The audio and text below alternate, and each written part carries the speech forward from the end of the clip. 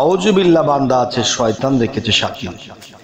তো এখন বিষয় হলো বিসমিল্লাহর যে 19টি অক্ষর, আমরা বিসমিল্লাহ লিখতে 19টি অক্ষর লাগে। এই 19টি অক্ষরের যে বিষয়, সেই বিষয়টি গেলে দেখা যায় যে এই বিসমিল্লাহর 19টি হরফ দোজকের জামিন। দোজকের জামিন কিভাবে? এখন দুযোগ বা দুই যোগ, যেমন আমরা যদি একের সাথে আরেক যোগ করি তাহলে 2 হয়, আবার একের সাথে এক যদি আমরা পূরণ দিই তাহলে একে একে একই হয়। তো এখানে বিষয়টা কি? শেষে একটি কথা বলা হলো কি, যে আউযুবিল্লাহ বান্দা আছে, শয়তান রেখেছে সাকিন।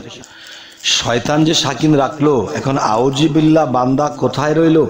তো এখানে মূলে যদি আমরা যাই যে বিসমিল্লাহর মঞ্চে বসে আল্লাহ